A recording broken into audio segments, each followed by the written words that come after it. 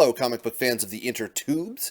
Will here, back with more nerdventuring, more comic reviews, more sword and sorcery goodness for you. I think this is probably actually the first time that I've covered sword and sorcery material on my channel, question mark. I'm not really sure.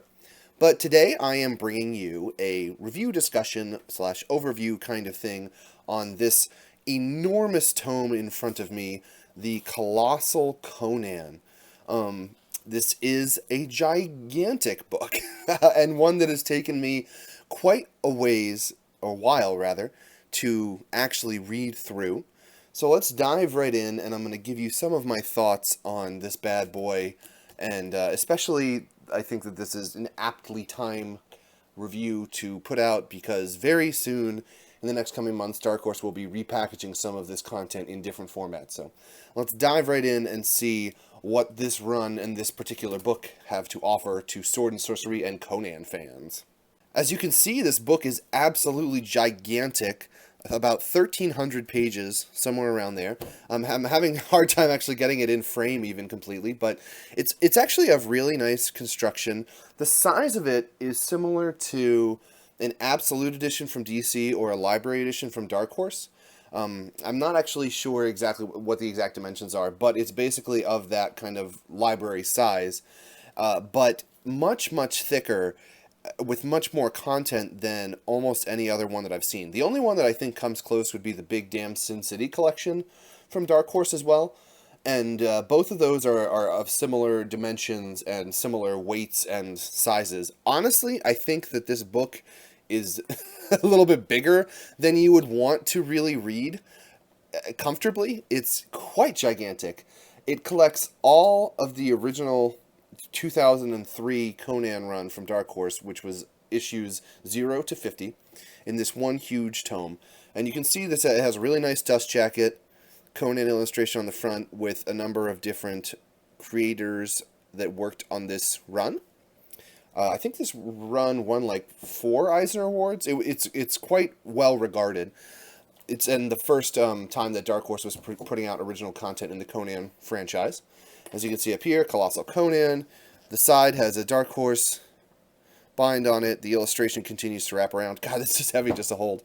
The spine and the creators on the back, and then on the back, more illustration and a little write-up. You can see down here that this actually had a price tag of $150, so quite expensive. Relative to DC stuff, it's actually not that expensive, considering that Absolute Preacher came out, for example, with a $150 price tag, and I believe had something like half the content of this. Not even. It's probably a third of the thickness. So Dark Horse is never a company to skimp on value of per page count, I guess, but the reason I mentioned it is this $150 price tag, I think, is part of the reason that this book is really hard to find and quite more expensive than that these days. Right now, a copy of Colossal Conan will probably cost you $200 if you're lucky on eBay, and $300 if you're not so lucky. So somewhere in the $200 to $300 range. And it sold, I don't believe it sold particularly well because of the high cover price. So I think this was one that sat on a lot of bookshelves and comic book stores and sort of wasn't picked up by people that quickly.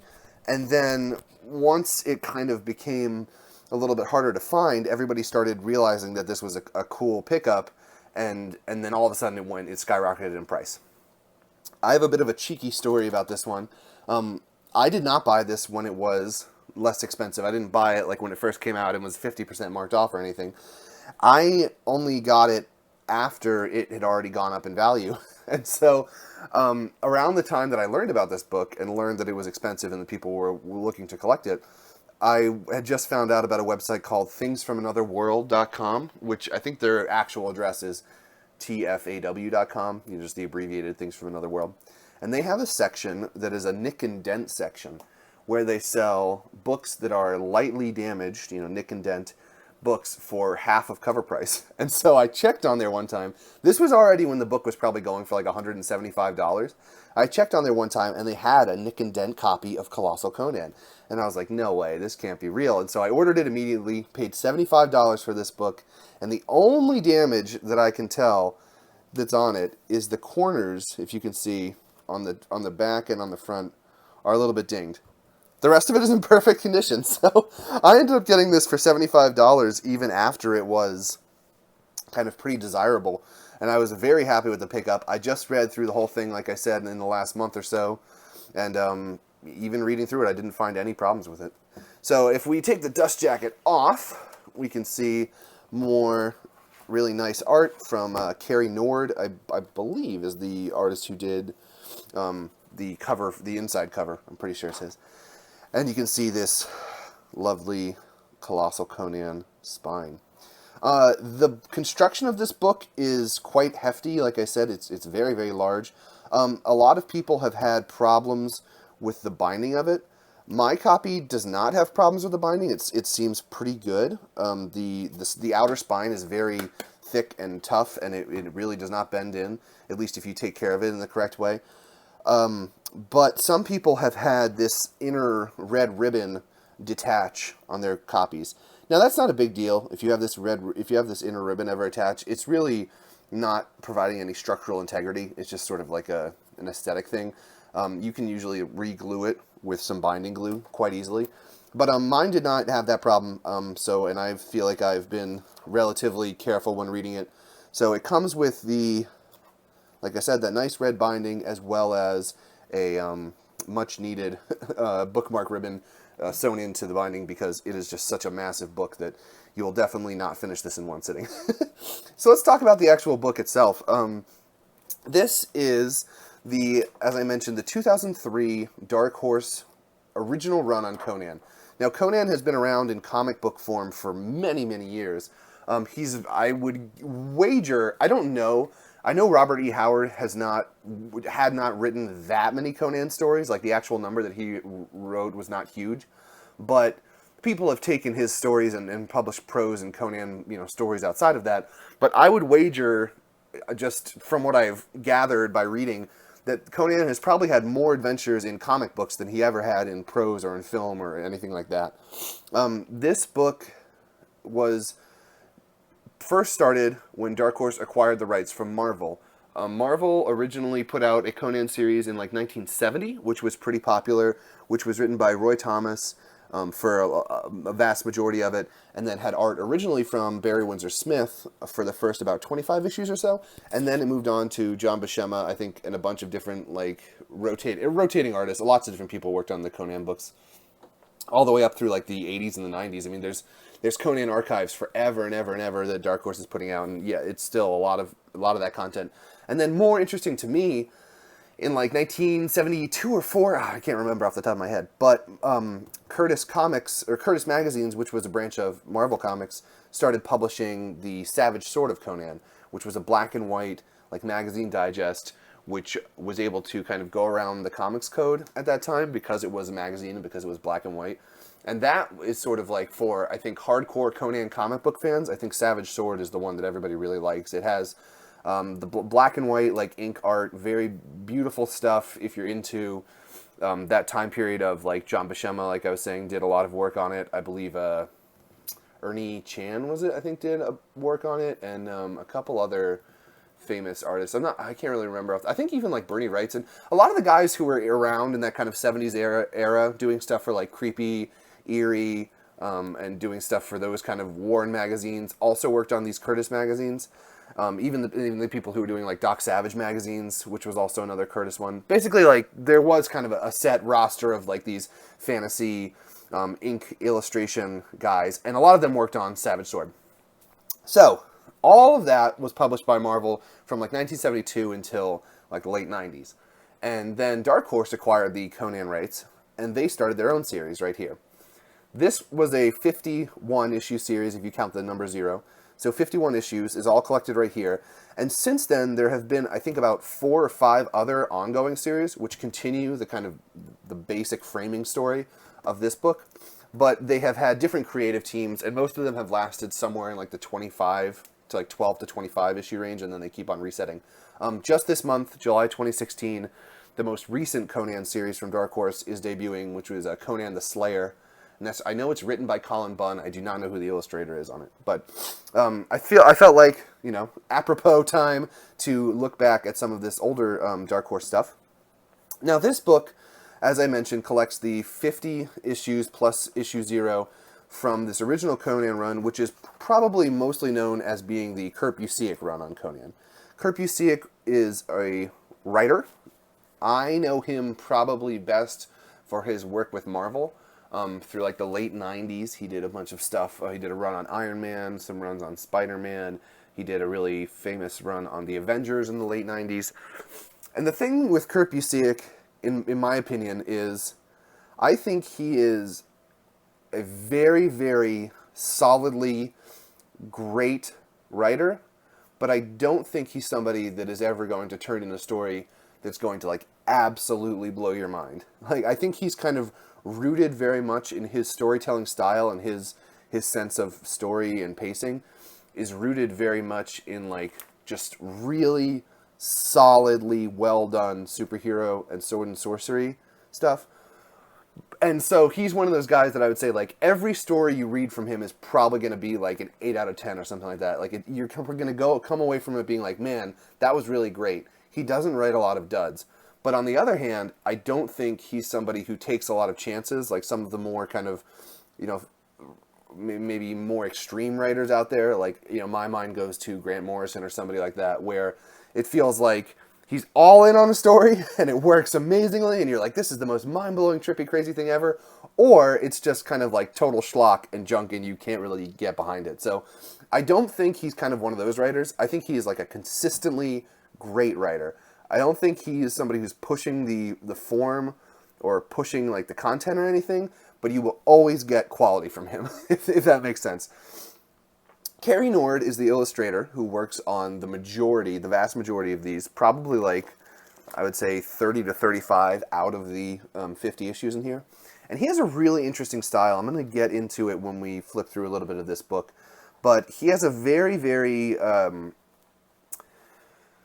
classic kind of sword and sorcery illustration style that is not actually, to me, doesn't really speak to comic book sequential art as much as it does like large panel sort of sword and sorcery illustration. I'll show you what I mean by that. Dave Stewart is the color artist for most of these. He does a really great job. The colors look really nice for a lot of this book. There's a couple that don't, and I'll show you that a little bit later. And then Tim Truman, as well as illustrating a few of these, he becomes the main scripter and writer towards the end of this run. And then Truman goes on after this 50-issue run to script and be the main writer on the next run. As well as those guys, there's a litany of other people down here you can see that fill in for a couple cover artists. Mike Mignola does an amazing 3-issue run in the middle of this that he writes. A couple of these people are cover artists. A couple of them do issues here and there. Probably the biggest one out of this who has the more. I'm surprised they don't have Greg Ruth. Greg Ruth does like a really good series in this. But so this book is available like this. You could go out and get this Colossal Conan collection, which, like I said, is probably about $250 on average and is quite gigantic. There are also, I believe, 7 smaller trade paperbacks, standard size paperback soft covers, which collect this entire run. But they do it kind of out of order. The way that this book is written, the 0 through 50 sometimes jumps around, and there's a couple different stories, like kind of a mini-series in here that's done by Kurt Busiek and Greg Ruth. And during that mini-series, you kind of explore Conan's earlier childhood and then teenage years. And those are not in a particular order. They're just kind of peppered throughout these 50 issues. But if you buy the trade paperbacks, I believe the first trade paperback is all of those collected in one, so sort of presenting it like in chronology of Conan's life instead of the chronology of the way it was released. For me, I do like reading it just 0 to 50 straight through, because I think it does kind of break it up a little bit and it gives you like a little bit of variety in what aspects of the Conan mythos you're kind of looking at. But if you are interested in picking it up and not paying this huge price and getting this gigantic book, there are those 7 trade paperbacks available, as well as I just recorded a previews video the other day, and in the previous video I mentioned that Dark Horse is going to be publishing what they call a Conan Omnibus, which is going to be a standard size paperback. I think it's about 450 pages, which collects this run. And they're publishing volume 1 sometime in like maybe December of 2016, and they're going to be publishing those volumes in the future as well. So Dark Horse is doing a good job, I think, at least now, of presenting this content in either those 7 smaller trade paperbacks, or you can wait and get the like maybe 2 or 3 thicker, larger omnibus versions of this book. So that's enough about the book itself. Let's dive into the minutia of the story and the art. So the way this book is set up is it's basically a framing device. This first issue sets up the framing device that we're going to use, and you can see some of the art already is really gorgeous. So Cary Nord, I mean, look at that. It's really nice. Cary Nord did an interesting thing when he was working on this book. There are no inks, I believe, for the times when he is working on it. The way that Cary Nord did the style in this was it was all pencils, and then it was colored by Dave Stewart directly on the pencils. And so that gives it a very painterly aesthetic.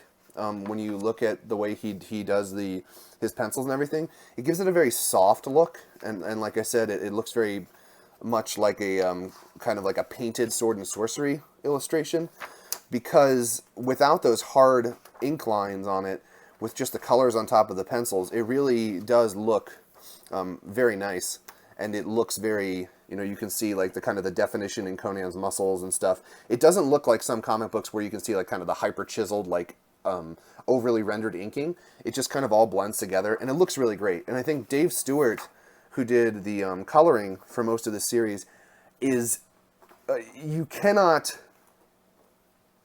downplay the importance of Dave Stewart in this book. The coloring in this book is phenomenal. The way that Cary Nord drew it, it required a certain softness of hand and touch when you were coloring this to give it that kind of pastel painted look, and it looks great. I love the art in this. The one thing I will say about it is that I am somebody who tends to like sequential art to be very sequential, and that sounds dumb. But like some of my favorite runs are kind of runs where you can see things like, if somebody draws a sword, maybe you'll have like 3 panels of them like drawing the sword in different, actions, and then you'll see the kind of the fights like very, very choreographed.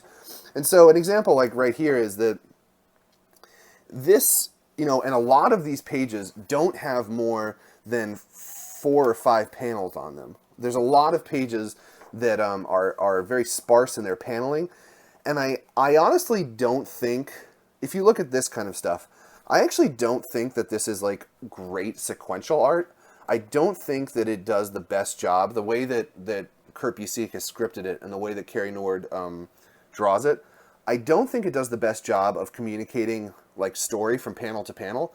I think instead what this kind of reminds me of is looking at a bunch of disparate sword and sorcery illustrations and then having narration over them, which is cool. I like it. There's a lot of kind of this like not third person, but like omniscient narration going on, and these kind of things like that, because like I said, the whole story is this framing device. And if you go back to the first issue, the whole story, basically the entirety of this 50-issue book, takes place as kind of a discussion / reading over a series of months between a prince and his advisor.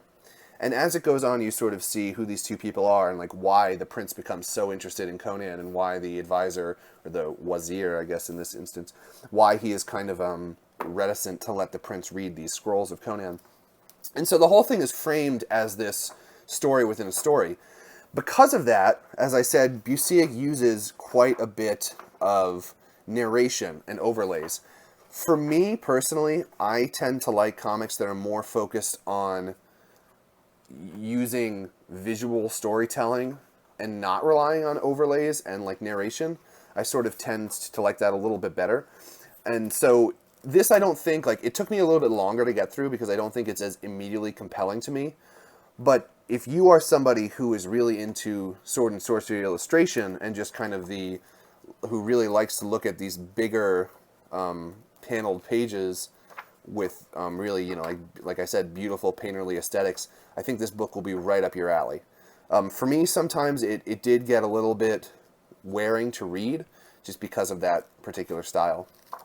Right here, we are on this first Born on the Battlefield issue. Like I said, this is part of the miniseries, sort of the miniseries within this bigger series that Kurt Busiek did with Greg Ruth.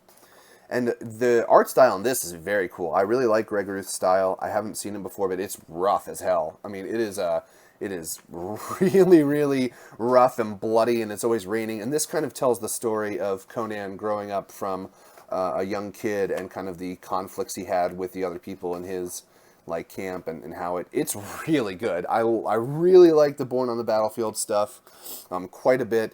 And as I said, this continues. This is issue 1 of it right here. But it continues throughout the book, and eventually you get more of a look at who Conan was when he was younger, and it just gets better and better. Some of these series or stories, like The God and the Bull, a couple of these are adapted straight from Robert E. Howard tales, like original Conan stories. I think those are good stories, but I also really like the ones where sort of the guys go off on their own and do their own thing. And like some of this stuff is crazy. I mean, if you look at the illustrations of these, especially Carrie Nord's like stuff of this kind of cosmic horror and these crazy creatures, there's some amazing stuff going on in this book. I highly recommend it just for the illustrations alone. Although I have to say, as much as I like his big picture illustrations, I do think there are occasions where his faces and everything, like, it sort of loses a little bit of definition because it's so focused on being these like big, gorgeous, painterly sword and sorcery things, that sometimes the faces and the actual kind of character details do wash out a little bit, and Conan's like face on occasion just looks really weird and busted and strange. But I did want to skip ahead and talk a little bit about my absolute favorite part of this book, which was a 3-part miniseries that Carrie Nord and Mike Mignola did. This is an amazing, amazing middle part of this. This is sort of around the time when Kurt Busiek was transitioning off of this title. Carrie Nord was doing art here and there, but there had also been a couple different artists come in and do some other work. And this 3-part series is just awesome. It deals a lot with like kind of my favorite part of the Conan stuff, which is more of like cosmic horror and a kind of emphasis on like ancient gods and like unknown, just crazy. And there's some crazy surrealist different things like that. I really enjoyed this a lot. For me, that's what I found myself gravitating towards, and I was glad that this series explored was that kind of cosmic horror, old gods style of storytelling, which I think some Conan stuff touches on and some of it kind of leaves a little bit wanting. But yeah, for me, the highlight of this book was definitely this Mike Mignola written. This is an adaptation of a Robert E. Howard story. Mike Mignola written and Carrie Nord penciled. Really gorgeous. Totally takes advantage of Carrie Nord's style, but I like the way that Mignola scripted this and kind of used more panels and the way that his pacing works. I think for me, it was a little bit stronger and easier to get into than Kurt Busiek's was. And then as we move ahead a little bit, we get to a point in time where Timothy Truman is scripting most of the book. And I have to say that I was disappointed with the way this kind of story ended. As we go forward, you start to see the relationship between the prince and his advisor, and I was hoping that there was going to be more at stake, or at least more of kind of a back and forth between the modern time, or the current time when the prince and the advisor are talking to each other about Conan, and then Conan stuff. Like, I was hoping they were going to kind of merge at some point, and there are hints at that. There are kind of like different, not Easter eggs because you're meant to find them, but there's different hints at the way that the two stories are connected, but it never really comes together in a way that I found particularly gratifying or like really paid off. But at this point in time, when we get closer into it, Timothy Truman starts scripting it, and it picks up speed a lot. It kind of it gets going really quickly, and there's a series of issues in here that are not colored by Dave Stewart anymore. They're colored by this guy named Richard Azanove. And man, I could not stand his coloring. Like, it's funny to me how, because I was talking earlier about how Dave Stewart has this really light hand and it makes everything look really nice and painterly. On the other side, Azanove has a very, very heavy touch, and a lot of his stuff you can actually like see the individual like stroke lines and stuff in his characters. It's probably difficult to see on the camera, but if you look at the way like Conan's face is, you can actually see the individual lines and things. And I just couldn't stand it. I really don't like this section of the book. It really turned me off. I thought it looked like a lot more digital and was just kind of colored in a way that I really didn't care for. Like if you see here, once again, it's probably difficult to communicate, but if you were doing it with Dave Stewart's stuff back in the earlier issues, if you had seen a picture of Conan with his back and stuff, you would kind of, there would just be like a smoothness to the coloring. But if you look here, like you can see the individual kind of like digital brush strokes, and it just really, it totally threw me out of the experience. I did not care for it at all. It looked much more like a painting, and for me personally, I'm not somebody who, like right here, if you look at the rendering of their abs and stuff like that, it just looks so jarring, and it doesn't look kind of, it doesn't have that same nice kind of soft aesthetic that Cary Nord had when he was just penciling and Dave Stewart was coloring. It has a very like kind of, these faces, I just couldn't stand it. It has a very like thick line style. It wasn't for me. Did not like it at all. Like I like this guy. It just looks like somebody did like a bad makeup job on him. Like I don't understand. The faces just look awful. Anyway, it gets past that, and in the final couple chapters of this, I really did enjoy the art. It starts to be done towards the end by a gentleman named Tomas Giorello, and there's a kind of a final arc that wraps up a lot of the things that are going on. I'm not going to like spoil it, but I do think when it got to this point, the art really picked up for me. It has much more. This is inked, and it has much more of a like a traditional comic book vibe than the Cary Nord stuff did, and I really liked this end of the book a lot. As I said, I think that the kind of like that shot's really nice. Kind of reminds me of like Frank Frazetta, you know, the Deathwalker or whatever it is on the Molly Hatchet album covers and stuff. I don't think that this story really ended on a strong note. I feel like it kind of wrapped up a little more quickly than I would have liked. And ultimately kind of left a few things hanging. But as soon as this book was done, almost immediately, Dark Horse relaunched another Conan book to follow it, which I think ran for like 25 issues with Timothy Truman scripting it and Tomas Giorello doing the art. So I actually think I'm going to go on and look up some of that stuff, because this art by Giorello at the end, you know, I really did enjoy a lot. It was not kind of that lush style that Cary Nord was bringing to it at the beginning, which, you know, is not something I would usually be into, but I do think like was very cool to experience in this setting. So it's definitely different than that, but I enjoyed, you know, both aspects of the book. Like at first I wasn't really into the stuff at the beginning, but I came to kind of appreciate it and really like the way that, you know, Busiek and Nord had these big spreads and these kind of big pages and let everything breathe and sort of show that kind of really, I mean, look at some of the illustrations and stuff that he does. It's so nice. And just the way that he does like anatomy and everything, like it really looks kind of like a classic Frazetta painting. So I did come to enjoy that quite a bit. But I also sort of liked the way that the end of the book kind of came into more of a, you know, quote-unquote comic booky style, where it does look a little bit more like an inked and colored kind of traditional comic book. So overall, my closing thoughts on this, I know I've talked about it for a long time, but my closing thoughts was that it was very good, really great. And I also think that, you know, despite the want, like my want to have this in a huge colossal collection like this, you know, to read all at once, I actually do think that this is a series that could be read in small like bits, because most of the stories are kind of, if not totally unrelated to each other, then just sort of tangentially related.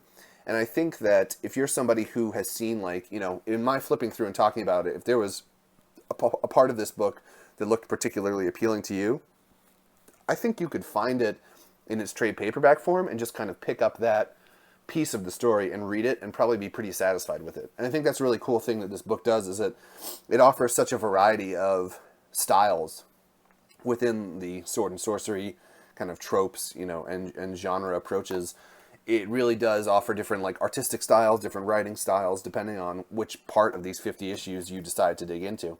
So I really enjoyed it.